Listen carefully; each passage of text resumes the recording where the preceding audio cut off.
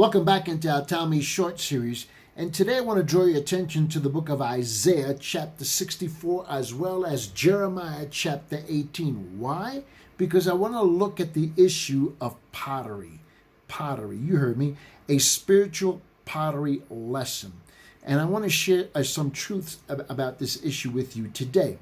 Now let me draw your attention to it in the book of Isaiah, and then we're going to go to Jeremiah chapter 18. Let's read Isaiah chapter 64 verse 8. But now, O Lord, you are our Father, we are the clay, and you are our potter. He says, and all of us are the work of your hand. Do you realize that we are the work of the hand of God? You need to understand that. Now, I decided to take a cue, right, and a clue from the prophet Jeremiah, who visited a potter's studio at the Lord's request. The Lord asked him to go to a potter's studio. Let me show you this. In Jeremiah chapter 18, he says this starting verse 1. Let's read down to verse 6. Verse 1 down to verse 6, Jeremiah chapter 18. The word which came to Jeremiah from the Lord, saying, Arise and go down to the potter's house, and there I will announce my words to you. Then I went down to the potter's house, and there he was making something on the wheel. But the vessel that he was making of clay was spoiled in the hand of the potter, so he remade it into another vessel as it pleased the potter to make.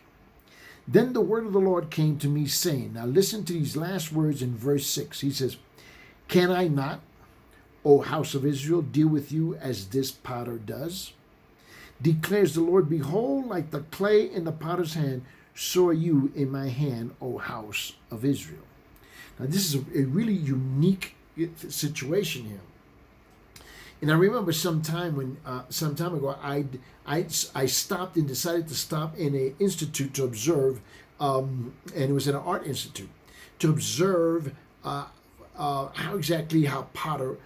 potter wheel worked and how the potters worked. And I wanted to know that. And that was my sole purpose, okay? It was to get a better understanding of the biblical metaphor that is being used here in Isaiah chapter 64 as well as Jeremiah chapter 18 about how the biblical metaphor of how God as the potter and we, the people, as the clay. And here is what I learned when I walked into the room. There was a room full of wearying pottery wheels. They were all going. And I was just focusing in on how they were managing that clay in their hands.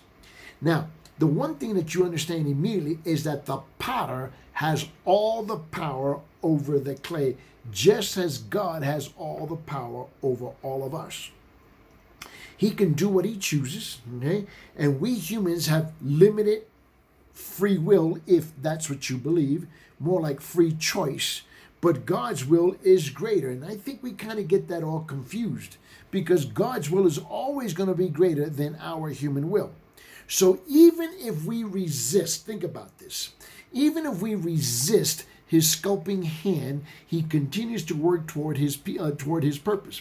And the master craftsman has set out to achieve a particular design in us, and he has a plan to make it take shape. Now, what happens is that the potter works with clay, and he works the clay with a lot of patience. And this is the key thing to great pottery making. It's how God works in our lives as well. And since God knows that spiritual maturity cannot be rushed, we understand that he forms our Christ-like character slowly, and one experience at a time. And that is probably where a lot of us have to struggle. Lord, why is this happening in my life? Why is that happening in my life? Why is this and that and this and that? Because this is how God is shaping our Christ-likeness, okay, into the image of Christ. And sometimes, let's be honest, we are stubborn. He forms our Christ-like character, okay, very slowly, one experience at a time. So you know what that means? That means that he must also have perseverance. God has perseverance. as human clay sometimes shifts off center, off the wheel, and it becomes a mishap. And that's what happens. Right? And so he's got to pull it back onto the wheel. Right? And just as clay can be fashioned only when it sits precisely on the wheel, it has to sit precisely on the wheel, right? In the middle of the wheel. Christians, must be in the Father's will to grow spiritually. And unfortunately, a lot of us don't want to be in the center of God's will. And so things happen in our lives. Right? And the potter then maneuvers the drifting believer back where he's drifting, and he moves him right back into the center of the wheel, right? And positions him and begins remolding him over and over again, and he never discards. And this was the beauty of learning this in pottery. And I asked those who were working, you never discard a piece of clay. That's a rule they work by. Okay? But he tirelessly works to perfect that piece of clay into something new. You see, our God is a personal potter in our lives. Okay? Our God is a personal potter, and his creation reflects his personality and his character. And you need to understand that. God is the one who initiates the relationship with each and every single one of us. And his spirit is poured into each human vessel as he works it on that wheel. Okay? And so he can begin to intimate part of our life. Okay? And so he becomes an intimate part of our life because he's the one who's molding us and shaping us.